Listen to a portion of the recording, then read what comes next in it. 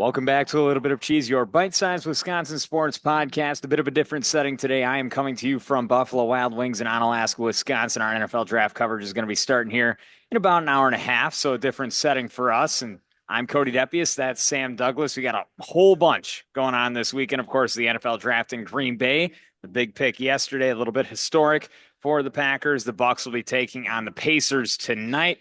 We'll dive into that, and then the Brewers.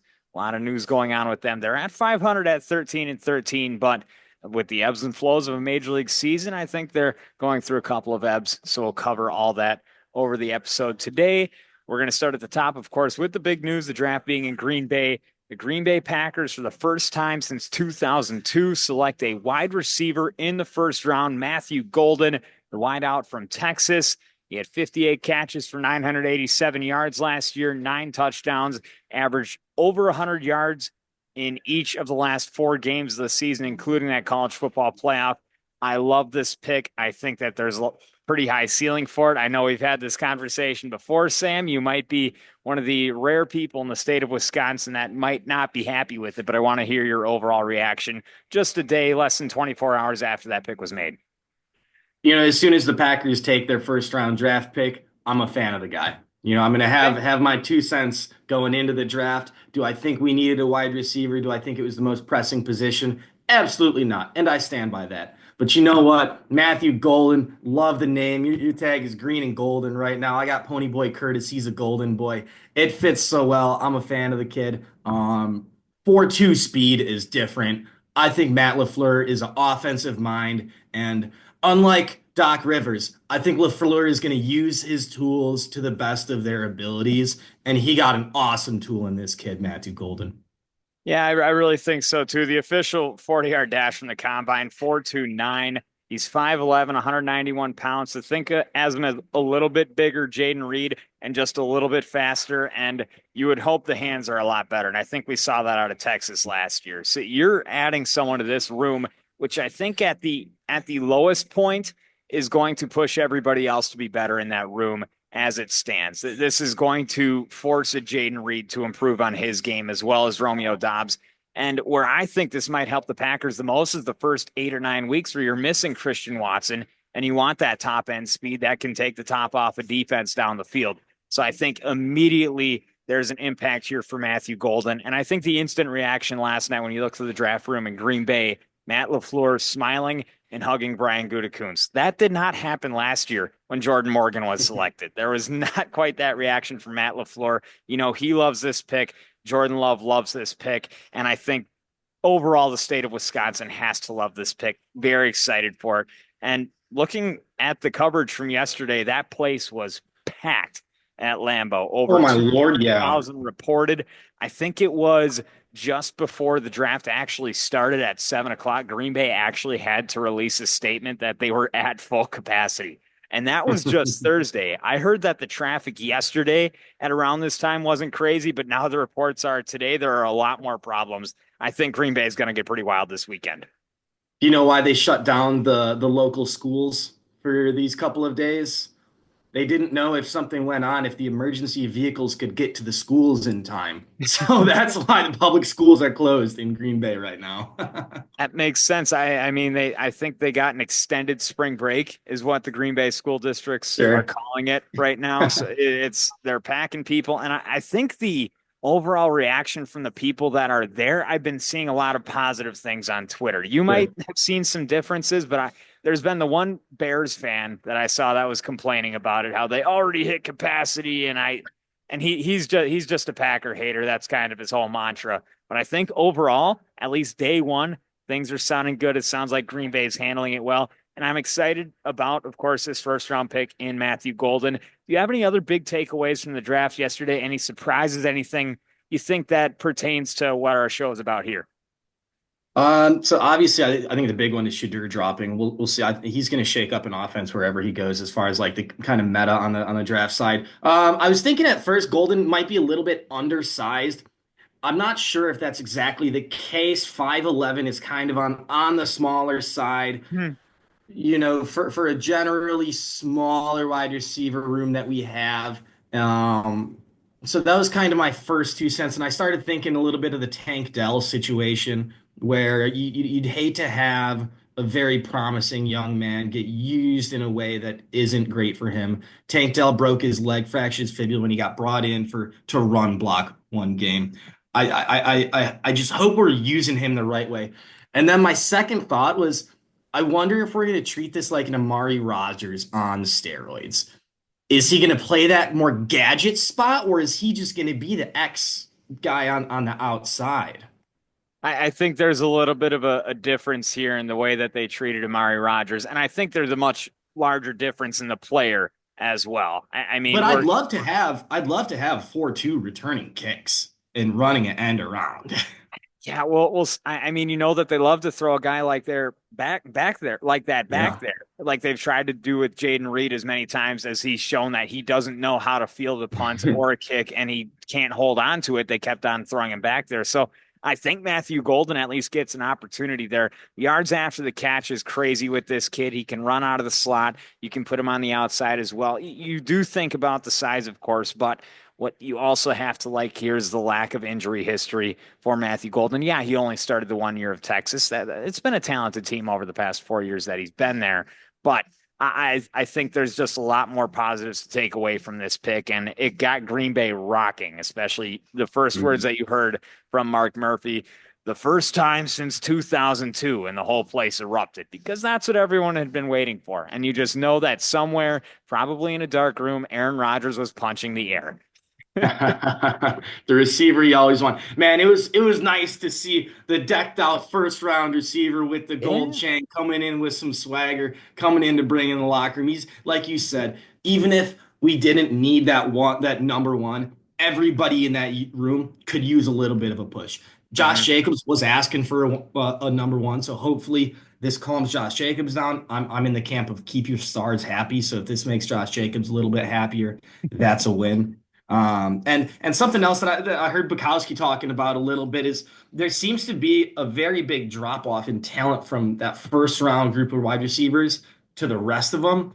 And then there isn't that big of a drop off of the defensive ends and the DBs. So you can really get comparable talent in 2, 3, 4. And if you really wanted that elite playmaker wide receiver, you just had to go get him in the first round here. Yep. And he fell right into their lap. I was Yeah. people weren't sure if he was going to fall there or if Ibuka would even be there. We kind of knew that Ted McMillan wasn't going to be in. He was, of course, a top 8 pick going to Carolina, but Ibuka picked just before that. He just landed perfectly. And if you see, I'm sure any Packers fans, if you've been on social media, you saw the Pat McAfee show where Mad Mel went crazy. He said, "You Yeah. have to take this guy. You better take this guy." And I think that's kind of what we all felt. And immediately when that pick was made, I said, there you go. They got their guy. It just kind of felt like that perfect situation. Yes, there are still some good corners that are left there on the board, but those guys actually ended up falling into the second round too. And Mark Mhm. Murphy said earlier today he expects for Green Bay to trade up once for the rest of this draft, and he expects him to trade down twice. So there's going to be some action here from Gutekunst these next 2 days. I'm excited to see what can happen. Will Johnson is still on the board. If he starts to slip a couple of picks into that second round, I would expect for Brian Gutekunst to be out there and making a call. Yes, the guy's really injury prone, but he going into last year in college football was seen as one of the top 4 players in the nation at any given position. The talent is as high as it gets for a guy like that. If he continues to fall, look out for Goody to go out there and make a move. There's a lot of opportunity here in this second and third round. And this is a draft that is deep. It's not very sexy. As we saw yesterday, you're seeing a lot of offensive and defensive linemen that are out and picked, and not guys with like high sack numbers as edge rushers. But it is the interior line. You're trying to build on both sides. And I saw a lot of teams go that way yesterday, and that's where the talent's been stacked. But you're also going to see it a little bit deeper at that defensive line position and at cornerback. And that is exactly where Green Bay wants to be here in round 2 and round 3. I would expect for them to attack both of those position groups coming up here in the next 2 days. So kind of our thoughts overall on the draft in Green Bay. I'm happy. I'm excited. I'm about to do some more draft coverage tonight here on ESPN Lacrosse Live from the Alaska Buffalo Wild Wings. And I'm going to probably crush like 30 to 40 wings and a bunch of cheese curds. So I can't complain about anything at this point in my life. And I hope that it stays that way as the Bucks they got to feel low right now, especially after that Tuesday loss in game two. They're down 2-0 to Indiana. The series is now at home in Milwaukee. After some interesting news, I was not expecting it all this week, but John Horst has been extended for a Mhm. multi-year deal. What do you think of the timing of this contract? I I love that Horst got extended. I'm a big John Horst fan. Whether the pieces that he's brought around have necessarily fit, I think that kind of relies on is more on just coaching, fit, injury, stuff like that. Horst has always put his best foot forward to surround Giannis with guys that will fit with Giannis, that Giannis wants. I'm sure the conversation is there.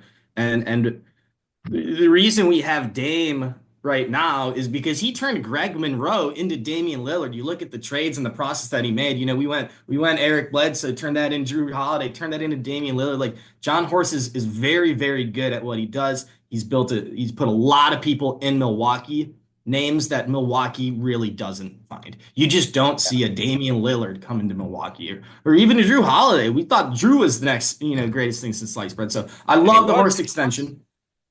And he brought us a chip. And Yeah. then we got rid of him. Hey, that's how she blows. uh, Going into game three, this is a must win. You got to win tonight, and I think they will.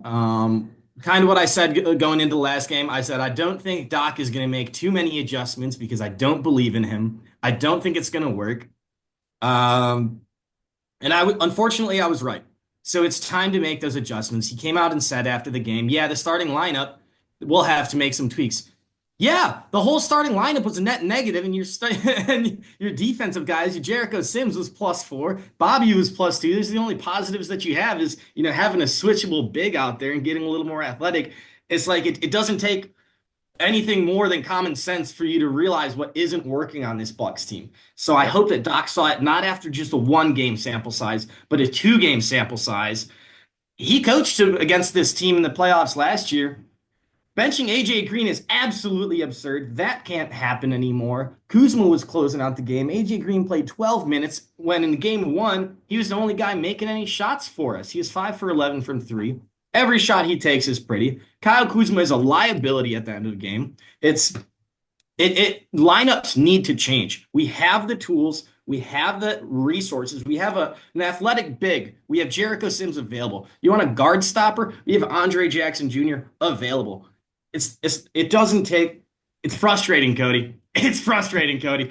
But as a fan and as an optimist, I believe we will figure it out. I still think we win this series. The Bucks were down 2-0 when we ended up winning the finals. This is a position that Giannis is familiar with. It's a long series. You win 2 at home and you got yourself a series, man. They did the But same thing against Brooklyn in that run too. They were down but, 2-0. but you gotta win tonight. You gotta show up. Milwaukee's gonna be loud. It's a big one tonight. Yes, it is. And I mean, the whole east side of the state is just going bonkers. Like there might be people that were at the draft last night that said, I'm not doing that again. Let's go down to Milwaukee and let's go watch the Bucks play. I expect for the environment there to also be crazy. And I see the biggest problem here, the open shots that Indiana has been able to take on the outside, the defensive switching, it's been embarrassing to watch, to put it in a blunt term. And I know Andre Jackson Jr. has been sitting in the doghouse for Doc Rivers. I don't know if that's a guy that I don't expect for him to get any minutes, but defense is really where you start to find your success in the playoffs. And your great teams, you can think of it historically in the past 15 years, all of these teams have been able to cover the outside. And when anybody starts to drive for Indiana, I see a little bit too much help, and that leaves people open on the outside. It gives them wide open 3 looks, and that's why you see the 3-point percentage through the roof. And that's why Milwaukee has lost these 2 games to the fashion that they have. So Doc, of course, as you stated, this whole time, this whole week, and really his whole tenure, changes have to be made. We'll see if they happen tonight. He said that he's going to make them. Let's see how he stays to his word. And I'm going to stay optimistic here with you. You have to win tonight. Like you have to win tonight, and then just take it 1 game at a time. But you're going to trust your superstars. You trust in Giannis. You trust in Dame.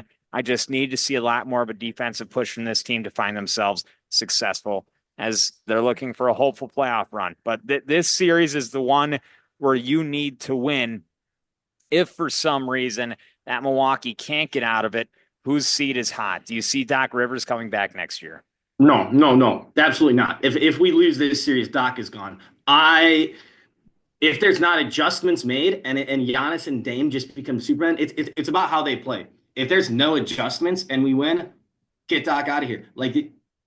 I'm almost on the conspiracy wagon that ESPN sent Doc Rivers to sabotage the Bucks and get Giannis out of Milwaukee because they want Giannis in a big market. They want him playing for the New York Knicks. That's not out of the question. But I'm not going to go there quite yet because it's only 2-0. We won the finals being down 2-0.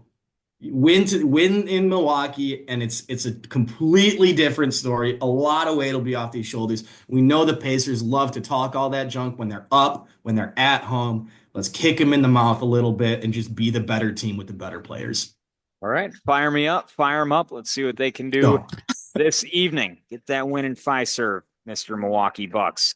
Milwaukee Brewers also had a little bit of a downturn here. They dropped 3 out of 4 in San Francisco in really weird fashion. And that's kind of been the quotes coming out of the Brewers locker room recently. It's actually after the last game that they lost yesterday. They were up by a run going into the 8th, and they ended up blowing it. Tyler Alexander was thrown out there in the 8th inning. I might question at least the ordering of the way that the bullpen came out for Pat Murphy yesterday. You saw Abner Uribe come out in the 5th inning. Yes, he gave up a home run, and you saw Tyler Alexander come out in the 8th inning. And of course, the big error does not help, but the defensive problems for Milwaukee, you did see him explode offensively in game 2. They put up 11 runs. They put up the 5 runs yesterday. It should have been at least enough to split this series, but they couldn't do it. And the big reason coming down to defense and just some funky things happening here. Tobias Myers made his season debut yesterday. Wasn't pretty. He got out of the 4th inning, only 2 runs on his line, but he did allow 8 base runners in that time. So it was a little bit shaky. You don't feel extremely comfortable with it, but you're just excited to have him back in that rotation. And as I said, yesterday the clubhouse was closed for the 35 minutes after the game. They had a nice little meeting in there. I heard it wasn't harsh. It was a very I think Murphy said it was out of a place of love, is what he said. And I kind of love to hear this. and no one seemed negative. I think this entire team understands the expectations that they have, especially with the weak NL Central this year. I mean, Chicago is hitting well, but I don't see them holding up the way that they are right now. I love to know that even at exactly 500 after a series against one of the current better teams in the entire league in Major League Baseball in San Francisco, they're 17-9 right now. Even after a series loss where you do salvage one game in a 4-game set and you actually dominate in that game, I love to see that he is holding these guys accountable because of the expectations that are set there in Milwaukee. That's not something you would have seen back in 2013 or 2014. I watched them get swept in 5 games against Pittsburgh going into the All-Star break. And I'm not sure how many of these conversations were happening in the clubhouse, but I love to see that Pat Murphy is holding his guys accountable. Yeah, for the slow start that we did have, you'd think that 13-13 would be a decent sitting place, but Murph is setting the expectation bar. If we want to be a first round playoff exit and be a good 500 team, I think that door is wide open for this Brewers team. If they want to be better, you got to win games like yesterday. It was there for them. They were up. They were hitting well. They scored enough. Even going into the last inning, I think Durbin was on first with no outs. And he was dancing around, never actually stole second, should have stolen second a couple of times, finally got a good jump in. It was a pop out from Sale. And then Yelich hit a single. But if Durbin was over on second base already, that could have been the tying run. And there's there's just some small tweaks that got to be made. And I think a couple of years ago, Craig Counsell was really good with the pitching staff. He knew who to bring in when. He really played that mental game. And Murph might have been getting along a little bit last year with everybody just pitching out of their minds. So he didn't have to be as tactical. And I think that's going to be a process for him, is learning when all your guys aren't just having career years, you got to be a little bit more tactical. Like yesterday, when you got to bring in Uribe or when you don't have to bring in Uribe in the 5th. So I think that's going to be a process. That the order, the using the bullpen, we were used to Counsell being really, really good at that. So It So I did think the help to order. have a three-headed monster in that bullpen, I will say as well. He did have the dogs, and right now the dogs haven't shown up the way that we were probably expecting them at the beginning of the season. I mean, Yoel Payamps has been unpitchable to this point. Trevor That dog. McGill has been shaky. Jared Koenig has looked very good. Brian Mhm. Hudson has actually been sent back down. He hasn't pitched up to the expectations that we had. I don't know if that arm's ever going to get back to what it was because you're hearing rumors of fatigue once again for him. But I have faith that this team is going to figure it out. I think Murphy also, along with his team, holds himself accountable. And I think these are decisions that are going to continue to improve over the course of the year. I'm not hitting any panic button at this point. Milwaukee Mhm. just always seems to struggle in San Francisco, I think, in just past years. It's just a tough place to play for them. And I can't tell you as to why. This is a funky series. They had 4 errors in the 3 losses that they had.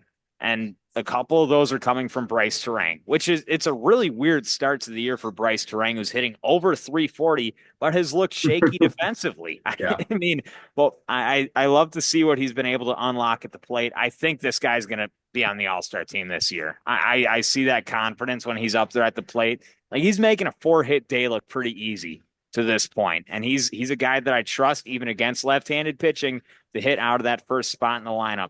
Jackson Churio's been on the struggle bus. I swear he's down 0-2 and over 50% of his at bats. Like every time I feel that I watch him, he's swinging at 2 pieces of garbage to start out. He's going to need to work on the patience and the pitch selection at what he swings at. I think Yelich is going to be there. I think this team is really good, and I think they think and know that they're really good too. That's why they're being held accountable. They'll be taking on St. Louis tonight. In St. Louis, they've been a little bit on the struggle bus as well, 10-5 so far this year. This team can hit.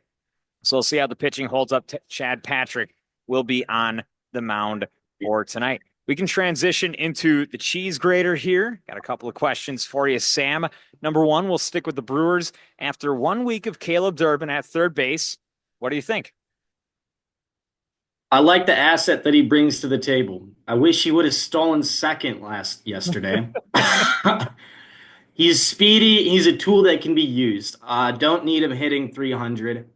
Would like to see him hit a little bit better or get on base a little bit better. You can take a walk, and play his role. He's good defensively, and I love the speed. I think he fits. He Yeah, fits what the Brewers are doing, and he's that's a why Murphy I'm a guy. fan of him. Absolutely. Absolutely. We'll keep it with the Brewers here. Perfect health. Who's your 4 starting pitchers going into the playoffs? So I will take Freddie Peralta, of course. I will take Tobias Myers just from what we saw in the one playoff performance that he had last year. I think he's got the playoff dog in him. I'm taking Jose Quintana, maybe the Wow. older dog, but the experienced dog and the smart dog. He has been lights out so far this year. It's been incredible to watch. And after that's where things start to go up in the air. Is it an Aaron Savali? Is it going to be a Chad Patrick? Does Nestor Cortez make his way back at the end of the year? I'm going to throw Cortez out of the equation right now as he's on the 60-day DL. His arm hasn't been able to heal back from that injury he had last fall. You saw him coming in that Yankees series, and of course, he gave up one of the most memorable grand slams of all time in Game One of the World Series. The velocity hasn't made its way back after that. I I What do you love what Chad Patrick has been able to do. I think right now, if he continues, and we'll see over the course, but the way that he works the edges, I think this is a guy that you have to trust in that 4 spot. So I'll take Patrick as my number 4. And Savali is going to be knocking on that door as well. We don't know exactly the timetable on his return. Aaron Ashby is making his way back. DL Hall will come back mid-season. And Robert Gasser is a guy that we haven't even talked about to this point that pitched incredible last year. So the options are out there for Murphy. It's kind of just pick whichever one's the hot hand. And right now, the hot hand is Chad Patrick. So that's going to be my answer until further notice. Number 2, how do you solve the Bucks' problems? Give me a couple of specific answers, and we'll start with just tonight. How do they get through this series with a win?